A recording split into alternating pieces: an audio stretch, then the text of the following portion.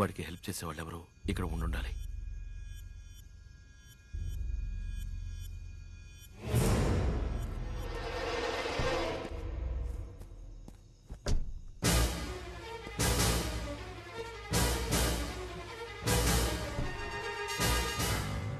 ఆయన నీ ప్రొఫెసర్ కదా?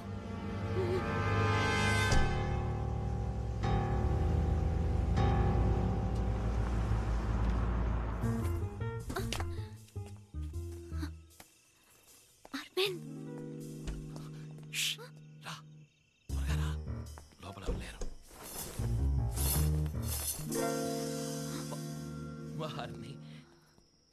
ఒక ప్రొఫెసర్ ఉండే ఇల్లా ఇది?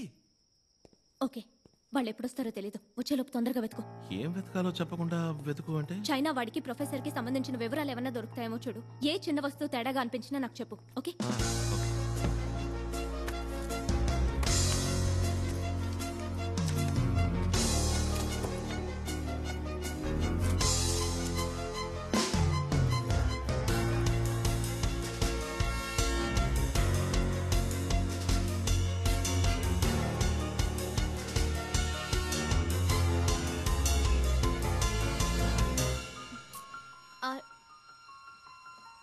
అరవింద్,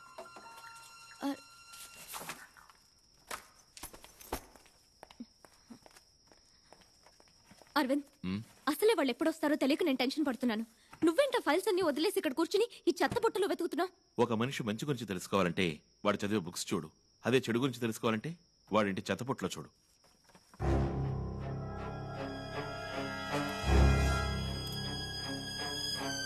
ట్రాష్ లో 2 మెయిల్స్ ఉన్నాయి.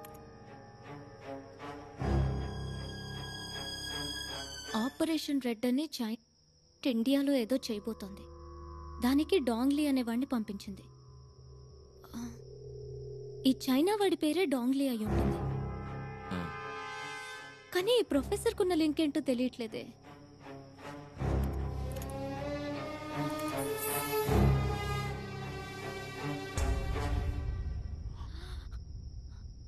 ఇండియన్ మనీలో 300 కోట్లని ఇల్లీగల్ గా ఇచ్చారు.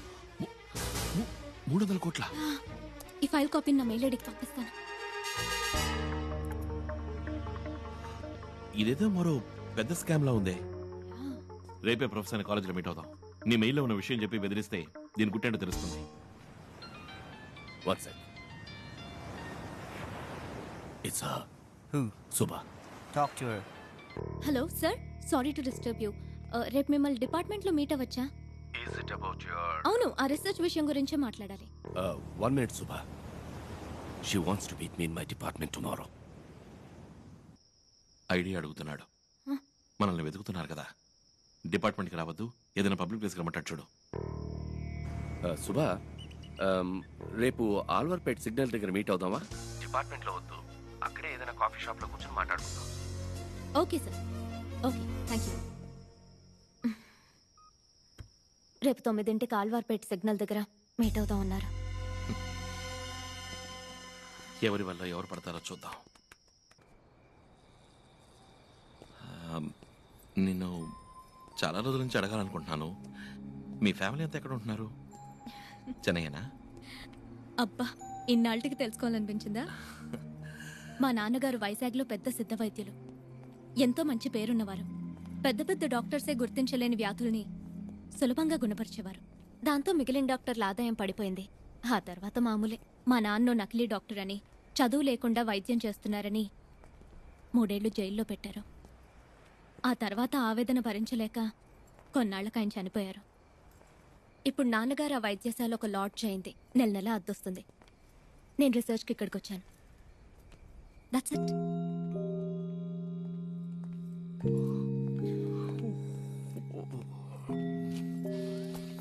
ఫ్రెండ్ ఇల్లు పక్కనే ఉంది. పొద్దున్నే స్నానం చేసి వెళ్దాం. నువ్వు పడుకోకు please.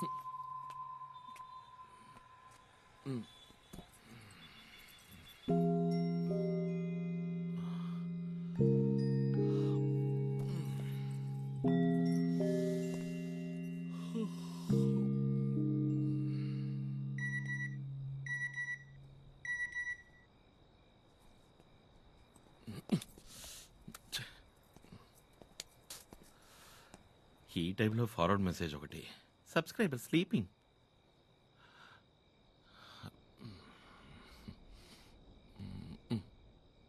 According to James Watson, the helical structure of the DNA allows us to extract the DNA and club them together. So by this, we can also isolate and identify the location. Immediate గా rice avoid చేయాలి. తిరిగి మళ్ళీ power yoga start చేయాలి. స్నానం చేసేటప్పుడు అద్దంలో చూసుకుంటే మునుపటి కన్నా ఫ్యాట్ అయినట్టు అనిపిస్తుంది. ఇవాళ ఉమ్మకి నాకు పెద్ద గొడవ. అరవింద్ అంటే తనకి ఇంట్రెస్ట్ అని నేను వెళ్ళి అరవింద్తో చెప్పాలట. కుదరదనంటే అప్పుడు నువ్వు లవ్ చేస్తున్నావా అని అడిగింది. ఏ లవ్ చేయకూడదా? తనేదో మంచిగా ఉపయోగపడాలన్న ఉద్దేశంతో రీసెర్చ్ ఒప్పుకున్నాడు. మళ్ళీ అది ఇది అని చెప్పి కన్ఫ్యూజ్ చేయకూడదు. నాకు లవ్ అంటూ ఏం లేదు, కానీ తనతో ఉంటే సంతోషంగా ఉంటుంది, ధైర్యంగా ఉంటుంది. రీసెర్చ్ పూర్తవని అప్పుడు చూద్దాం.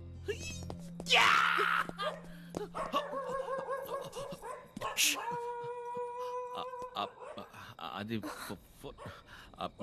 బీపు బీప్ బీపు ఫోను ఫార్వర్డ్ కదా, అది నువ్వు నిద్రపోతుండగా మెసేజ్ వచ్చింది. బీపు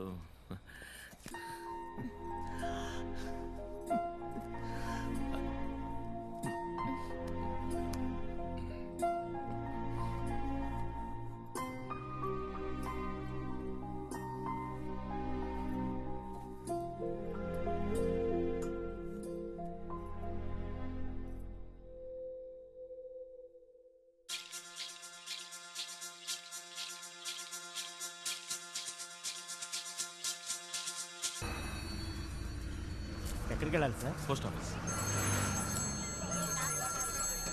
హలో, చెప్పు సుభా. ఎక్కడున్నావు నువ్వు? లీవ్ పెట్టొస్తానని పొద్దున్నంగా వెళ్ళావు. 9 o'clock ప్రొఫెసర్ మీట్ అవ్వాలి. ఇప్పుడు 9:10. అక్కడికే బస్సులో వస్తున్నా. బస్సులోనా? కొంచెమన్నా సీరియస్నెస్ ఉందా నీకు? నువ్వు చెప్పావని నేను ఇక్కడ వెయిట్ చేస్తున్నాను. సరే, ప్రొఫెసర్ ఎలా మీట్ అవుదాం మనం? డాంగ్లీ ఆయనతోనే ఉంటాడే. ఆ ప్రొఫెసర్ నెంబర్ ఉంది కదా, దాని SMS పంపు.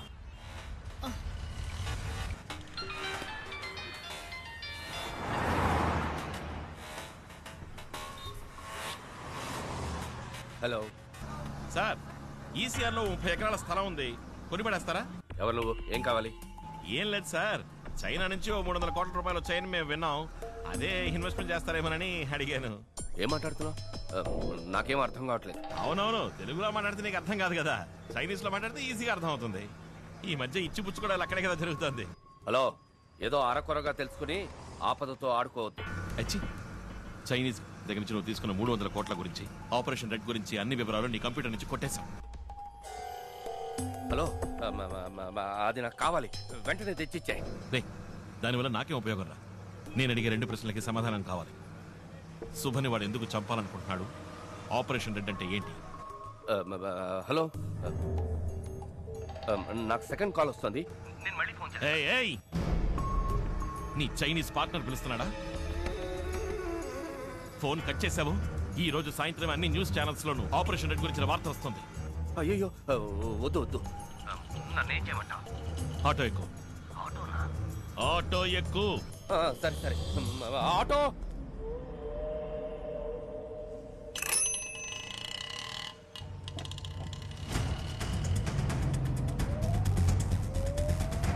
ఎక్కేవా? ఎక్కడికి రావాలి? ప్యారిస్ కార్నర్ వెళ్ళమను. పారిస్ కార్నర్కి వెళ్ళవయ్యా.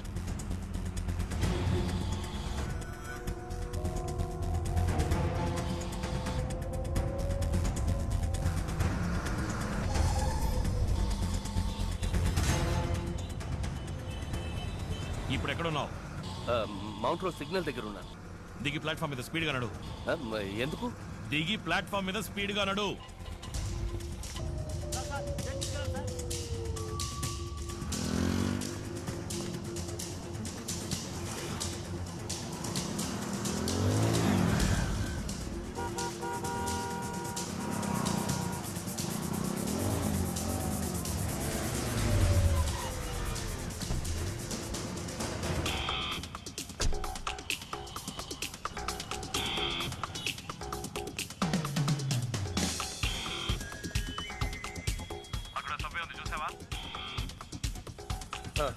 సభ్యులకు దిగు.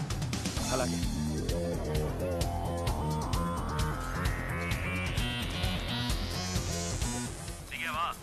శాంతి థియేటర్ వైపు రా.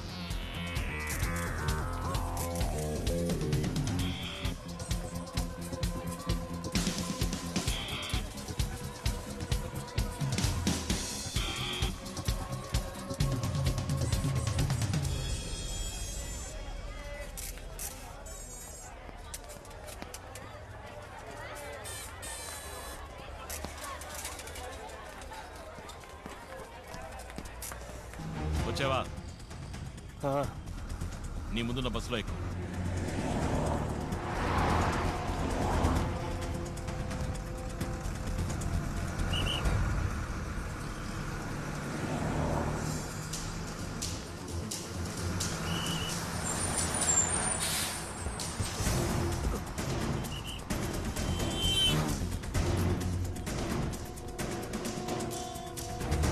ఎక్కువ.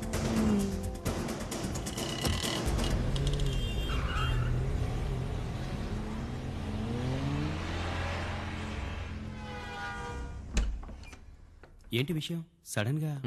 లోపలికి రా. మై గాడ్, ఇదేమిటి సార్? సార్ ఎవరు సార్ మిమ్మల్ని కొట్టింది? నేనే. Hey what's this? How can you raise your hand and professor? డేయ్, వీడేం చేశాడు తెలుసా? చైనా దగ్గర 300 కోట్లు డబ్బు తీసుకున్నాడు. ఆపరేషన్ రెడ్ అని ఏదో చేయబోతున్నారట. డేయ్ చెప్పరా. ఆపరేషన్ రెడ్ అనేది చైనా ఇండియా మీద చేయబోయే బయోవార్. బయోవార్ అంటే? పూర్వం దేశానికి యుద్ధం వస్తే కత్తులతో పోరాడేవారు. కొంతకాలం తర్వాత తుపాకులతో యుద్ధం చేశారు. ఆ తర్వాత వాళ్ళ దేశాల్లో ఉంటూనే క్షిపణులు అణుబాంబులతో యుద్ధం చేశారు. కానీ ఈ బయోవార్కి తుపాకులు అక్కర్లేదు, రాకెట్లు అక్కర్లేదు. It's a virus. 6th సెంచరీలో హాన్సీ అనే వైరస్ సోకి చైనాలో లక్షలాది మంది చనిపోయారు. అదే వైరస్ ని మళ్లీ తయారు చేసి ఇండియాలో వ్యాపింపచేయడానికి డాంగ్లీ అనే స్పెషలిస్ట్ ని పంపించారు. వాడు ఆ వైరస్ ని ఒక వీధి కుక్కకి ఇంజెక్ట్ చేశాడు. అలా ఇంజెక్ట్ చేయబడిన ఆ కుక్క 24 గంటల్లో వైరస్ ప్రభావంతో పూర్తిగా వ్యాధికి గురవుతుంది.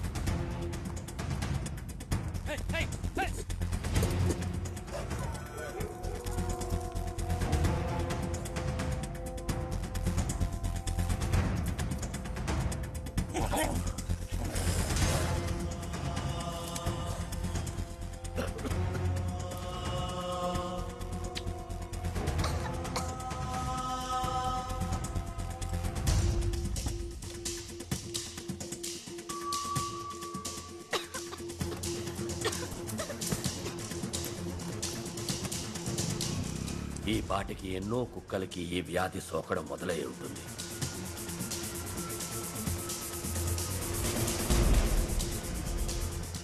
కుక్కల నుంచి మనుషులకి అతివేగంగా సోకుతుంది.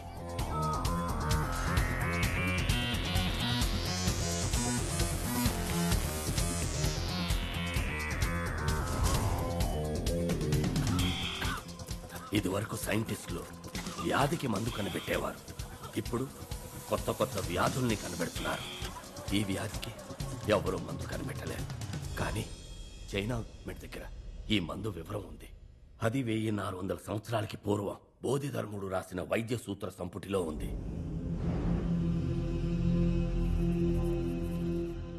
ఈ వ్యాధి వ్యాపించిన 60 రోజుల్లో ఈ దేశ జనాభాలో 30 లక్షల మంది చనిపోతారు. ఈ వ్యాధికి ఎవరూ మందు కనిపెట్టలేరా అని పరితపించే సమయంలో చైనా దీని మందుని విడుదల చేస్తుంది. ఆ మందు కోసం చైనా విధించే ఏ నిబంధనకైనా ఇండియా తల వంచి తీరాలి. అందుకే ఈ బయోవార్. నిన్ను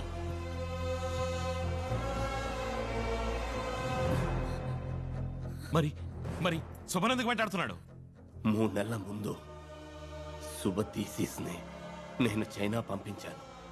బోధిధర్ముని DNA రీసెర్చ్ వాళ్ళకి షాక్ ఇచ్చింది. బోధిధర్ముని శక్తి సామర్థ్యాలు నీలోకొస్తే ఆ వైరస్కి నువ్వు సులభంగా మందు కనిపెడతావు.